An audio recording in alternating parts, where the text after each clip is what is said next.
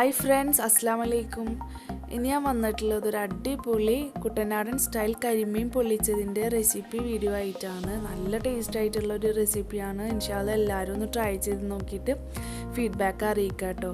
അതിന് വേണ്ടിയിട്ട് ഞാൻ 2 കരിമീൻ നല്ലോണം കഴുകി വൃത്തിയാക്കി വെച്ചിട്ട് വരിഞ്ഞ് വെച്ചിട്ടുണ്ട്. ഇനി നമുക്കതൊന്ന് മാരിനേറ്റ് ചെയ്തെടുക്കാൻ വേണ്ടിയിട്ട് ഒരു 3 ടേബിൾ സ്പൂണോളം മുളക് പൊടി ചേർത്ത് കൊടുക്കുന്നുണ്ട്. 1 ടേബിൾ സ്പൂണോളം മല്ലിപ്പൊടി ചേർത്ത് കൊടുക്കുന്നുണ്ട്. 1/2 ടീസ്പൂണോളം മഞ്ഞൾപ്പൊടി ചേർത്ത് കൊടുക്കുന്നുണ്ട്. പിന്നെ ചെറിയ ജീരകത്തിൻ്റെ പൗഡറാണ് ചേർത്ത് കൊടുത്തിട്ടുള്ളത്. പിന്നെ വലിയ ജീരകം ഒരു 1/4 ടീസ്പൂൺ ചേർത്തിട്ട് കുറച്ച് ഉപ്പിട്ട് കൊടുക്കുക. ആവശ്യത്തിന് ഉപ്പിട്ട് കൊടുത്താൽ മതി. നമ്മൾ മിക്സ് ചെയ്തതിന് ശേഷം പിന്നെ നോക്കിയിട്ട് ചേർത്ത് കൊടുത്താൽ മതി.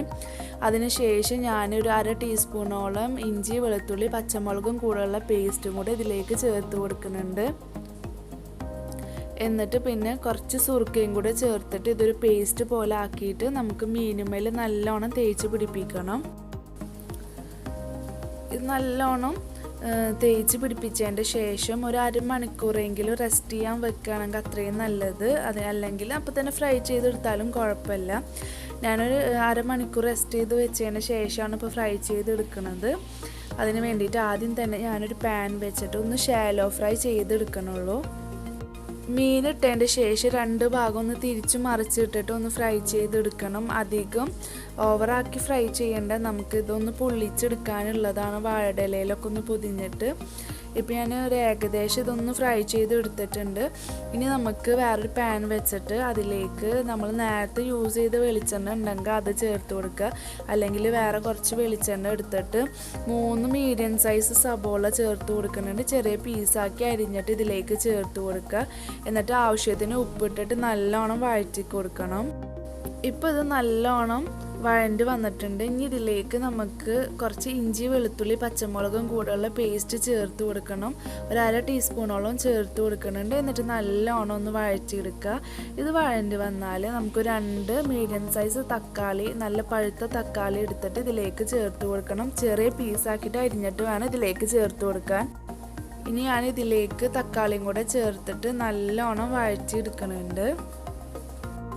ഇപ്പോൾ ഇവിടെ ഇത് നല്ലോണം വഴണ്ടി വന്നിട്ടുണ്ട്. ഇനി നമുക്ക് പൊടികളൊക്കെ ചേർത്ത് കൊടുക്കാം. 1/2 ടീസ്പൂണോളം മഞ്ഞൾപ്പൊടി ചേർത്ത് കൊടുക്കുന്നുണ്ട്. പിന്നെ നമ്മൾ എരിവിനനുസരിച്ച് മുളക് പൊടി, ഞാൻ 2 ടീസ്പൂൺ മുളക് പൊടി പിന്നെയും ചേർത്ത് കൊടുക്കുന്നുണ്ട്. ഇത്ര എരിവ് വേണ്ടാന്നുണ്ടെങ്കിൽ ഈ ഒരു സ്റ്റെപ്പ് സ്കിപ്പ് ചെയ്യാവുന്നതാണ്.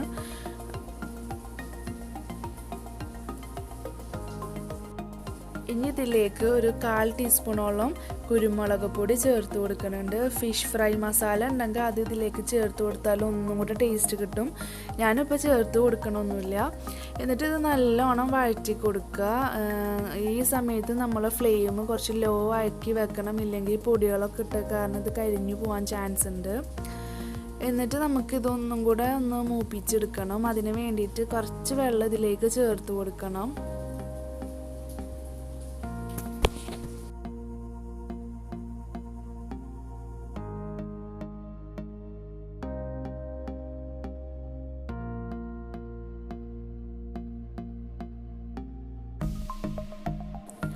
ഇപ്പം നല്ലോണം വറ്റിയിട്ട് നല്ല കുഴമ്പ് പോലെ വന്നിട്ടുണ്ട്. ഇനി ഇതിലേക്ക് ആവശ്യത്തിന് കറിവേപ്പില ചേർത്ത് കൊടുക്കുക. എന്നിട്ട് നമ്മൾ ഫ്രൈ ആക്കി വെച്ചിട്ടുള്ള മീൻ ഇതിലേക്ക് ചേർത്തിട്ട് ഈ മസാല ഒക്കെ മീനിൻ്റെ പുറത്ത് 2 ഭാഗം തിരിച്ചു മറിച്ചിട്ടിട്ട് നമുക്ക് തേച്ച് പിടിപ്പിക്കണം. ഈ മസാല കറക്റ്റ് ആ ഒരു മീനിലേക്ക് ഇറക്കി ആക്കണം നല്ലോണം. ഇനി നമുക്ക് വാഴയില ഒന്ന് വാട്ടിയെടുക്കണം. നല്ലോണം വാട്ടിയതിന് ശേഷമാണ് നമുക്കിതൊന്ന് പൊതിഞ്ഞെടുക്കാൻ പറ്റുള്ളൂ. 2 പീസ് എടുത്തിട്ടുണ്ട്. അത് ആ മീനും ആ മസാല ഇതിലേക്ക് ചേർത്തിട്ട് ഇത് നല്ലോണം ഒന്ന് ഫോൾഡ് ചെയ്തെടുത്തിട്ട് ഒരു വള്ളി വെച്ചിട്ട് ഇത് കെട്ടി കൊടുക്കണം. ഇതുപോലെ ഒരു പൊതി പോലെ ആക്കിയെടുക്കണം. എന്നിട്ട് വേണം നമുക്കിതൊന്ന് പൊള്ളിച്ചെടുക്കാൻ. ഇപ്പം ഞാൻ 2 ഇതുപോലെ നല്ലോണം കവർ ചെയ്തെടുത്തിട്ടുണ്ട്. സൈഡിൽ കൂടെ ഒന്നും ഇത് പോവാതിരിക്കാൻ വേണ്ടിയിട്ട് നല്ലോണം കെട്ടിക്കൊടുക്കണം. ഇനി ഇത് പൊള്ളിച്ചെടുക്കാൻ വേണ്ടിയിട്ട് ഒരു പാൻ വയ്ക്കുക. അതിലേക്ക് കുറച്ച് വെളിച്ചെണ്ണ ഒഴിച്ചു കൊടുക്കുക.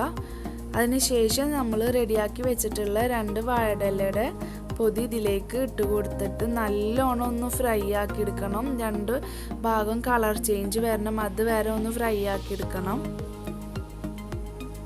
അപ്പോൾ ഇത് ഓൾമോസ്റ്റ് ഫ്രൈ ആയിട്ടുണ്ട്. ഇനി ഒരു 5 മിനിറ്റും കൂടെ ഇത് ലോ ഫ്ലെയിമിൽ തന്നെ കിടന്നിട്ട് നല്ലോണം ഫ്രൈ ആയെങ്കിലാണ് കറക്റ്റ് ആ ഒരു വാഴയിലയുടെ ടേസ്റ്റ് ആ ഒരു ഫിഷിലേക്കും ആ ഒരു മസാലയ്ക്കും എത്തുള്ളൂ. അപ്പോൾ നമ്മൾ അടിപൊളിയായിട്ടുള്ള കുട്ടനാടൻ കരിമീൻ പൊള്ളിച്ചത് ഇവിടെ റെഡി ആയിട്ടുണ്ട്. നല്ല ടേസ്റ്റാണ്. എല്ലാവരും ഒരു വട്ടമെങ്കിലും ഇതൊന്ന് ട്രൈ ചെയ്ത് നോക്കുക. ഇഷ്ടപ്പെടുകയാണെങ്കിൽ ലൈക്ക് ചെയ്യാനും ഷെയർ ചെയ്യാനും സബ്സ്ക്രൈബ് ചെയ്യാനും മറക്കരുത്. ഇൻഷാ അല്ലാഹ് നെക്സ്റ്റ് ഒരു വീഡിയോ ആയിട്ട് വരാം. അപ്പോൾ ഇൻഷാ അല്ലാഹ് ബൈ.